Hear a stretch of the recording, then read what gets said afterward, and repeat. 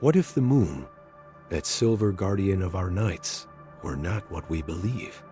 What if its unwavering presence in the firmament concealed a purpose that challenges all our understanding of life, death, and the destiny of the soul? We have been taught to see it as a beacon of romance, a natural orb. But what if it were a construct, an orchestrated machine, designed for unimaginable labor, a cosmic reaper of essences? What we will reveal today is not a mere theory. It is a strand of ancient wisdom, a fragment of those forbidden texts that few have dared to decipher, and which, once understood, will forever transform the lens through which we observe the esoteric universe.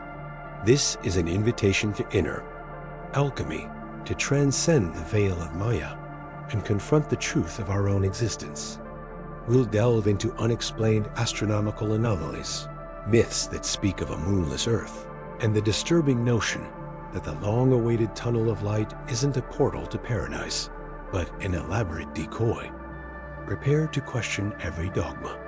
If you're ready for this journey toward awakening, I ask you to like this video, leave your thoughts in the comments, and most importantly, subscribe so you don't miss any of the revelations that await. This is The Threshold, Brothers of Truth, disciples of the Cosmic Veil. Allow me to guide you beyond the obvious, into the shadows where modern science stumbles and ancient wisdom reveals its enigmas. Today, I will reveal to you a series of anomalies that, to the discerning eye and the awakened soul, cannot be mere coincidences. I am referring to the physical and astronomical singularities of our moon.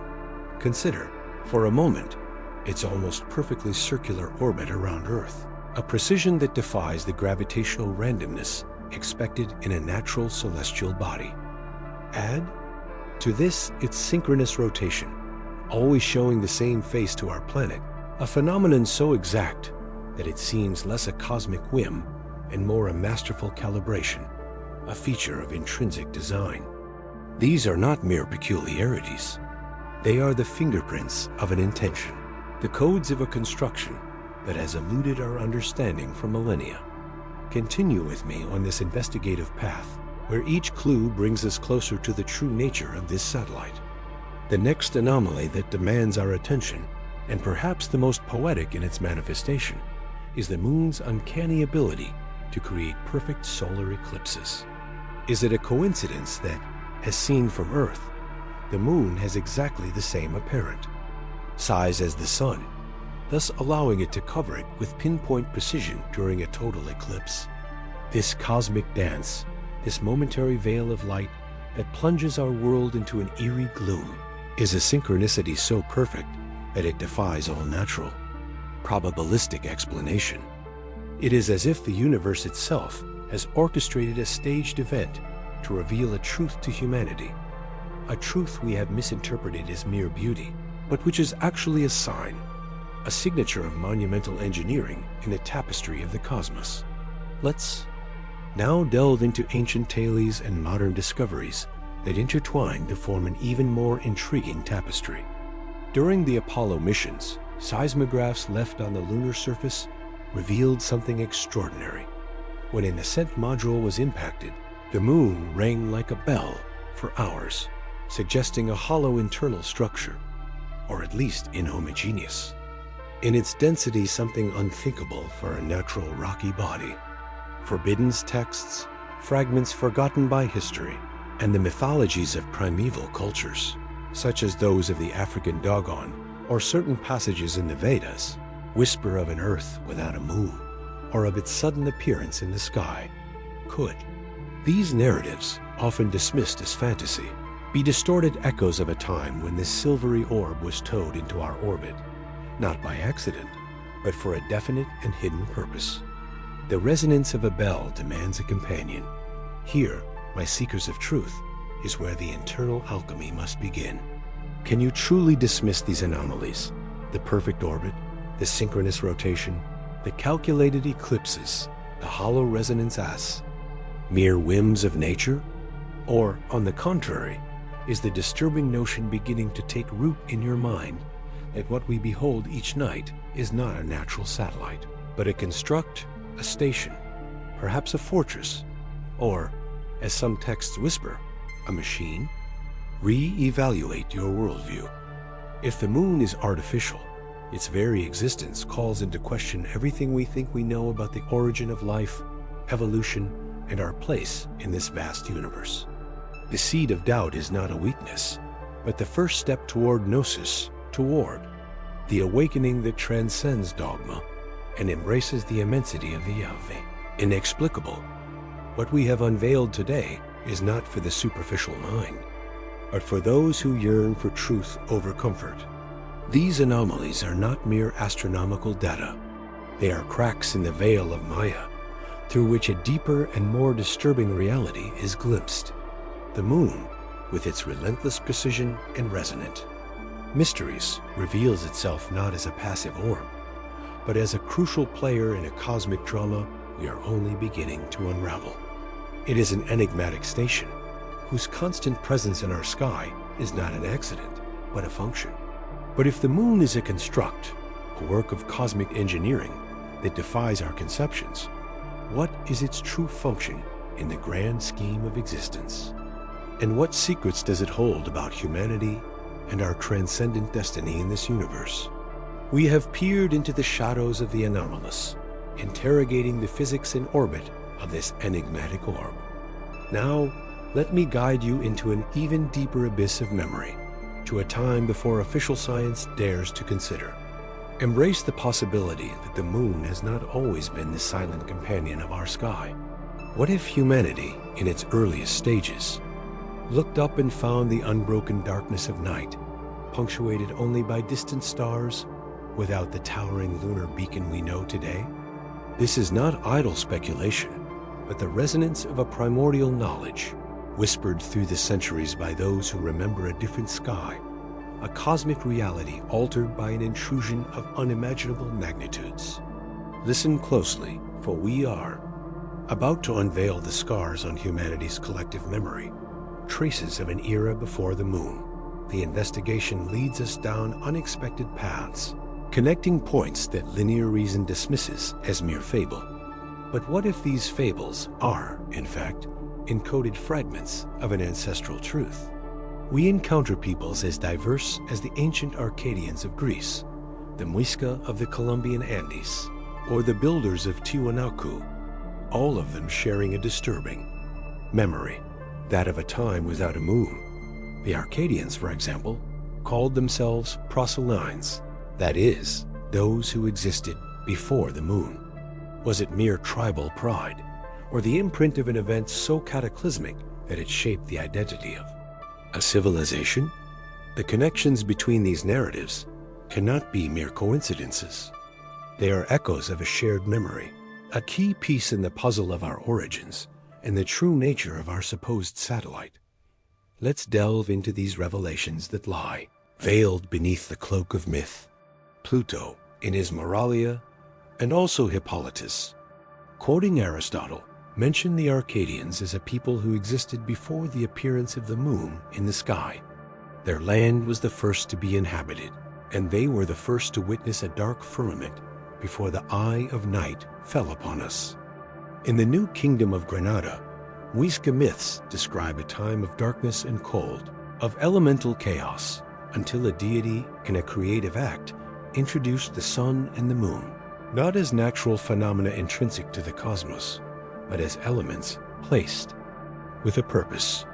Similarly, in Andean cultures, one finds tales of a primordial time when the night sky lacked its silvery luminosity until a divine or titanic intervention altered the celestial order, often linked to a fundamental change in human living conditions and consciousness. These are not stories of planetary formation, but of artificial insertion. This is where internal alchemy must operate. If we accept these ancestral memories, for an instant, as fragments of truth, what does this mean for our conception of cosmic history and our own evolution? Does it mean that what we consider an inherently natural phenomenon could be an artificial addition? a foreign object whose arrival radically transformed the conditions of life on Earth. Was this a benign event? Or an imposition? What purpose did its insertion serve? To question the permanence of the moon is to question the immutability of the reality that has been presented to us. It is to break with orthodoxy, to allow the seed of doubt to blossom on the tree of true knowledge, leading us to a profound review of our place in the cosmos and the hidden history of our own consciousness. The alchemy of the mind demands dismantling old structures to build new truths. Understand, then, the magnitude of the revelation. We are not simply discussing a celestial body. We are unraveling the possibility that our sky was drastically altered, that the moon is a foreign element, a later addition to Earth's existence. This knowledge, rarely contemplated outside the most esoteric circles, resonates with a cosmic energy that challenges the accepted narrative. It forces us to consider, if the moon was brought and placed in our orbit, why? With what intention? Its arrival, according to these ancient memoirs, was a disruptive event, a marker in time that divided Earth's history into a before and an after. And if its appearance marked a transformation, was that transformation the beginning of a vaster operation, an even darker and more fascinating purpose, one that leads us to the heart of what it truly means to be human in this strange and mysterious universe? The moon, my dear seekers of truth, is not merely a silent sentinel or an inert piece of cosmic architecture, as we revealed in our previous meditation. Its true function, whispered in the confines of forbidden codices and in the ethers of shamans, premonitory dreams, is that of a sophisticated interception mechanism, an etheric net masterfully strung between the veils of life and death. It is a way station, yes, but with a specific and transcendental purpose, the collection and processing of that which, in our innocence, we most long to release after the final passage of the flesh, the soul itself. This is the truth that has been veiled for eons, the revelation that shakes the foundations of our understanding of existence and posthumous destiny, a key piece in the great cosmic enigma that envelops us. It is the secret that explains the persistence of cycles, the incessant repetition of the human experience, as if a greater design dictated our permanence here, on this plain dot, if we have elucidated that the moon was placed, a cold jewel in the Azesh, stellar vault, unrelated to the primordial formation of our system. The unavoidable question arises from the depths of the spirit. For what precise purpose was it designed? The arcana reveal that its structure, its seemingly inert composition, hides energetic resonances, subtle force fields that act as a gravitational magnet, not for mass, but for disembodied consciousness. It is not an inanimate object in the profane and mundane sense, but a programmed energy node, a kind of inverted lighthouse that attracts in its orbs, not to guide to a safe harbor, but to retain. Ancient Sumerian tablets, pre-flood petroglyphs, and oral myths from forgotten tribes allude to a great eye in the sky that watches the going and the coming, not as a benevolent god or impartial observer, but as a guardian and regulator of law.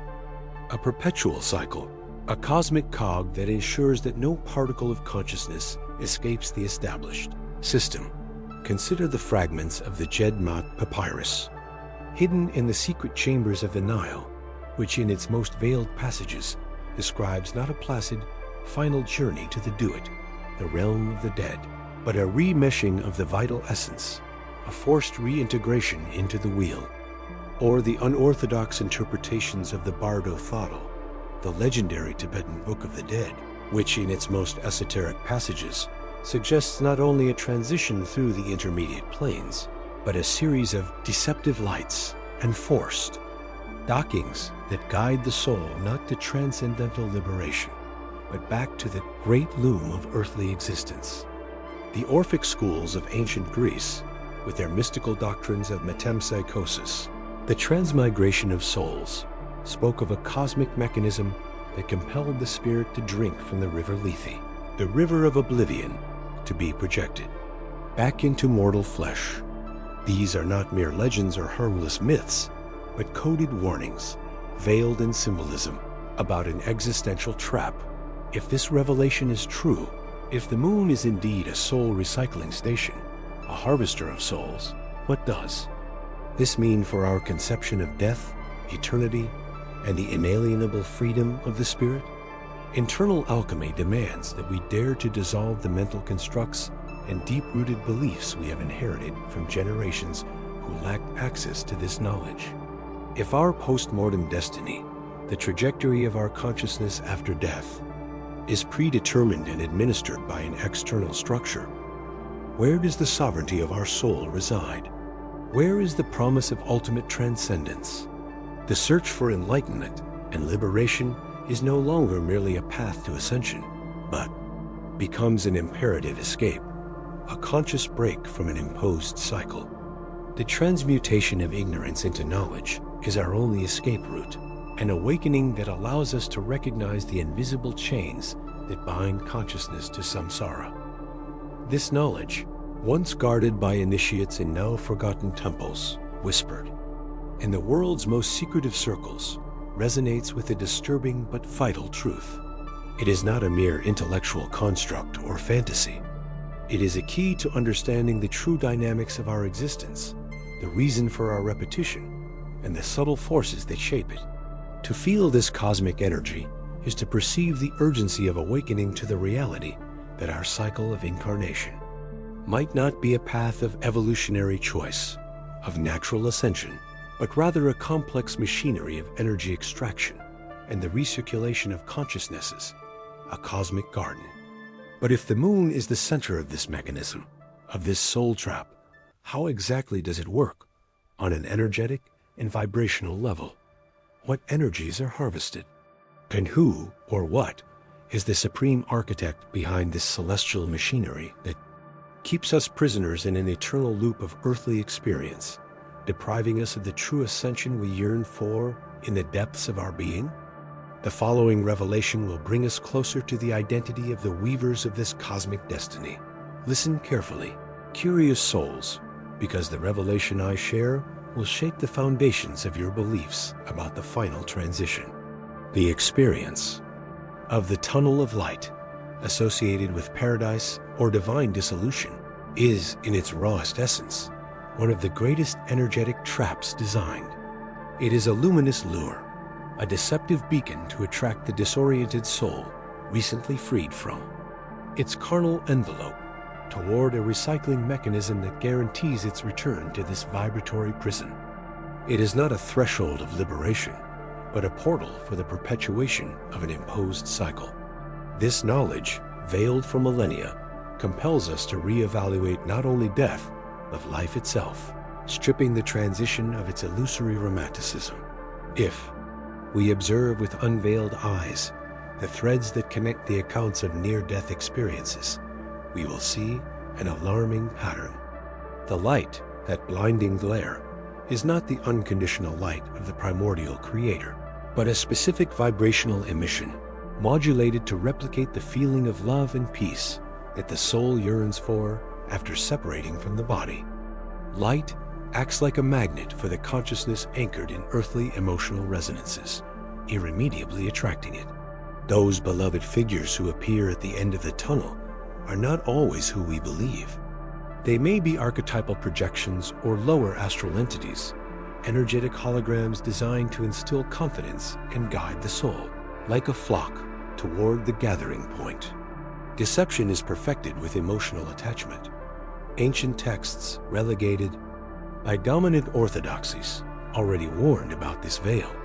The Tibetan Bardo Thodol, frequently misinterpreted, describes the primordial clear light as the initial flash to be recognized, but it warns about secondary lights and karmic projections, urging us not to become attached to any illusory manifestation. Gnostic scriptures speak of archons and demiurges who rule the material plane and feed on our energy, manipulating perception and the soul's journey.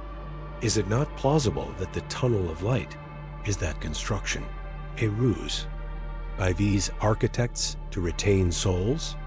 It is time to reread this knowledge, not with blind faith, but with a critical lens that unravels its veiled warnings about the true nature of the transition. This revelation does not seek to instill fear, but to ignite discernment. I urge you to question every belief about death and what awaits. If the tunnel is a trap, what is our true escape route? The inner alchemy of consciousness is activated by understanding that liberation is not a passive destiny, but an act of sovereign will. We must not seek external light, but rather activate the inner light, that immaculate divine spark that resides deep within our being. It is this immanent light, not the projected one, that will guide us to true freedom beyond illusory veils. Awareness of this trap empowers us, transforming the inertia of fate into an active force of choice. Recognizing deception is the first step to avoiding it, to reclaiming the sovereignty of the soul before the most important journey. This is forbidden knowledge, the esoteric gem taken away to keep us in the dark. But now it is revealed to you, with the conviction of a cosmic truth, an energy that resonates with your deepest being. When the veil of illusion dissipates with your last breath, do not be seduced by the easy glitter or the familiarity of the forms that present themselves. To you, seek silence, the stillness that precedes all manifestation, and affirm your intention to transcend the imposed limitations. The key is not to react, but to discern and choose your own path.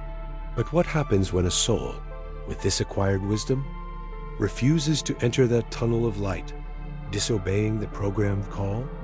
What other paths open up for those who choose sovereignty over forced recycling? The next piece of this enigma will reveal to us the alternative destinies and the true escape strategies, the forgetting of past lives. My dear truth seekers, is not a natural blessing that allows us to begin anew, but a deliberate feature of the system, a controlled reboot of soul consciousness. I reveal to you that we are stripped of our memories, not to free us, but to ensure our submission to the cycle of reincarnation. Imagine your soul as a vast cosmic scroll, replete with accumulated wisdom. This system erases it before each dawn on this plane, leaving only a faint palimpsest, barely perceptible. It is a surgical act of consciousness, orchestrated so that the soul returns devoid of the memory of its previous incarnations, without full awareness of the loop in which it is trapped. This induced amnesia is the cornerstone of an artifice that maintains the enslavement of the spirit under the guise of a tabula rasa, necessary for supposed growth. To understand this mechanism, let's delve into the vestiges of what has been erased, into the subtle clues left in the myths. Do you remember? The river Lethe of Greek mythology, whose waters induced forgetfulness. It is presented to us as a natural stage of transition, but in veiled codices of some mystery schools, it is suggested that the drinking of Lethe is not passive, but an imposition, a forced ritual purging of cosmic memory. Other ancient symbolisms, such as the veils of Maya in Vedic traditions or the etheric curtains described in apocryphal Gnostic texts, allude not only to material illusion, but to the deliberate obfuscation of our intrinsic knowledge. These are not mere poetic metaphors. They are traces of a mechanism operating at the threshold between dimensions, a conscious filter that prevents the full transfer of soul identity between incarnations. It is the architecture of amnesia, a construct as old as the trap of reincarnation. Itself sought to solidify these revelations. We turn to passages that are rarely interpreted in this revelatory light. In certain esoteric factions of ancient Egypt, for example, weighing of the heart rituals sometimes included veiled references to the removal of the burdens of the past that went beyond moral guilt, suggesting a radical purification of memory. The books of Thoth, to which only a few have symbolic access, speak of seals of forgetting imposed on the soul, so that it does not remember the pacts of its descent or the promises made in other realms. And even in the chronicles of the Druids, one finds allusions to the great fog of rebirth, that envelops the spirit to prevent it from revealing the secrets of the wheel. These texts, often marginalized or deliberately misinterpreted, do not describe a natural process, but rather a subtle engineering, a subconscious programming operating at the level of the ether. This revelation seeks not only to illuminate, but to catalyze a profound inner alchemy, transforming your perception of existence itself. If the forgetting of our past lives is an artifice, what does this imply for our sense of identity? Are we truly new beings in each incarnation, or amnesiac fragments of a much vaster and more ancient being whose fundamental lessons we have been forced to forget? The inner alchemy I propose is to profoundly question this imposed amnesia, to see déjà vu, recurring dreams, inexplicable affinities, and irrational phobias not as mere coincidences, but as fissures in the veil of forgetting. By embracing this possibility, we begin to awaken the latent memory in ourselves, in our deepest intuition. It is an act of conscious rebellion, a reordering of reality that allows us, for the first time, to consider the sovereignty of our psychic history, piece by piece. This knowledge is invaluable, for it breaks the invisible chains forged by induced ignorance. Understanding that forgetting is a tool of control, not a cosmic blessing, gives us the intrinsic power to resist it. We are no longer mere passengers on the stream of rebirth, but potential captains of our own soul ship. The cosmic energy within you, that immaculate divine spark, yearns to remember, yearns to break free from this forced wheel. Clarity lies in recognizing the artifice, the conviction in seeking the cracks in its structure. But the real question that emerges from this profound understanding is, if memory erasure is so central to the system, what are the techniques, rituals, and esoteric practices that allow the soul to preserve its memory, or even retrieve it, before the veil of forgetting closes again, condemning us to a new existential blindness? My dear seekers of truth, let us now delve into the very heart of this structure that surrounds us, into the subtle fabric of a cosmology that very few have dared to unravel. If we are to speak of a soul harvesting system, of a machine, then it is imperative to identify its architects and administrators. Here we are confronted with an ancient revelation, the existence of the Demiurge and his archons. Do not imagine them as beings of flesh and blood, but as cosmic principles, as intelligences, or even as consciousnesses of a nature that defies our three-dimensional understanding. They are the designers of the matrix we experience as reality, the guardians of this perceptual prison, weaving the veil that clouds our true essence and perpetuates the cycle of forgetting. Their influence is like a silent symphony that dictates the rhythm of illusion, a force that does not seek evil in its vulgar sense, but rather the maintenance of an order that is functional to them, feeding on the ignorance of true gnosis. Investigative dynamic requires us to follow the trail of these entities through the annals of esoteric history. The Demiurge, often associated with Saturn in various mystical traditions, is the creator of this material universe, an artificer of form, but lacking the supreme light, the transcendent pleroma. Observe Saturn, the lord of time, of limitations, of rigid and karmic structures. Do these qualities not resonate with the experience of life in matter? His archons, on the other hand, are the legions of servitors, subtle entities that operate within the energetic strata of this reality. They are the guardians of interdimensional boundaries, the shapers of our thoughts and emotions, the whisperers of doubt and distraction that keep us anchored to the cycle. You will recognize them in the repetitive patterns of control, in the ole, power structures that foster separation, in the insistence of the rational mind over intuition. To search for traces is to learn to read between the lines in the great book of the world dot, to understand the true depth of these revelations. We must look to the forbidden texts, to the Gnostic Gospels discovered at Nag Hammadi, which whisper truths suppressed for millennia. There, the Demiurge is presented as Yaldabaoth, the blind God, who, in his ignorance and arrogance, proclaims himself to be the only God, unaware that he emanates from a higher reality. He is not intrinsically evil in the dualistic sense, but is an imperfect demiurge, a craftsman who created a flawed material world, a distorted reflection of true divinity. His archons are his emanations, the princes or rulers of the lower heavens, the thieves of the light of souls. Their purpose, according to these scriptures, is to keep the human spirit in a state of lethargy, trapped in the mud of matter, collecting the psychic energy generated by fear, anger, and despair, which serves as sustenance. Deep reflection on these ideas confronts us with the possibility that much of our human experience is being influenced or even directed by forces operating beyond our conscious awareness.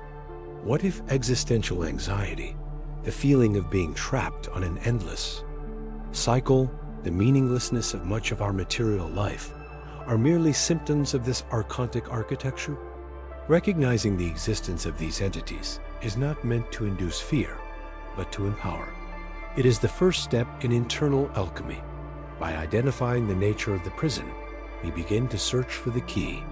By understanding that our energy, our emotions, are a valuable resource for these entities, we can choose to stop feeding them. This revelation prompts us to question not only external reality, but also the inner voices that limit us, the deep-rooted beliefs that prevent us from ascending to a higher consciousness, freeing ourselves from their energetic shackles. Thus, this rare knowledge, this gnosis, resonates with a cosmic energy that can destabilize the structures of your perception. It is not a truth to be blindly accepted, but an invitation to experimentation, to deep introspection. The archons and the demiurge are not mere myths, but archetypes of forces that shape our existence. And if the moon, as we have already suggested, plays such a crucial role in this cycle of rebirth and forgetting, how is its orbit and influence intertwined with the dominion of these archons? Could it be that the moon acts as a kind of operation center, a relay station, or a great etheric magnet managed precisely by these entities to direct and process the souls transiting between incarnations, ensuring that none escape its sphere of influence and the harvesting of its precious vibrational energy? The next phase of our journey will require us to examine the moon not only as a celestial body, but as a fundamental cog in this cosmic machine, now that the veil has been torn, and the moon is revealed not only as a nocturnal beacon, but as a fundamental cog in the complex machinery of existence. How are we to proceed? The truth, when exposed, imposes upon us a new perspective, that of inner sovereignty. We are not mere passengers in this grand cosmic theater, but participants with the power to rewrite our script, understanding that our energy is the sustenance. The currency of this realm provides us with the key to stop feeding what holds us back. The ultimate alchemy is not the transformation of metals, but that of consciousness, transmuting ignorance into gnosis and submission into vibrational freedom, an ascension toward a vibration that the containment networks can no longer contain. This revelation, this ancient whisper that now resonates in your inner temple, compels you to reflect deeply. What echo do you perceive of this knowledge in the sanctuary of your own soul? Do the phases of the moon now speak to you with a different voice, or do you recognize a forgotten pact that your being has kept through the ages? I encourage you to share this fragment of forbidden wisdom with those whose souls recognize the resonance of these truths, so that the light of awakening may spread among the brotherhood of seekers. Your interaction not only nourishes this sacred space of revelation, but also strengthens the etheric web we weave together. Subscribe to this path of gnosis and allow each new revelation to be one more step toward your spiritual emancipation, one more rung on the cosmic ladder toward remembering your true essence. And if the moon has been the mirror of our journey this time, the journey has only just begun. To unveil the next arcana of this cosmic plot and understand how the threads of destiny may be more intrinsically linked to celestial cycles than you ever suspected. I invite you to our next foray into the mystical, a new digital scroll awaiting. You, the lunar nodes and planetary karma, unveiling the threads of destiny. There, we will delve into another facet of this silver luminary and its age-old secrets.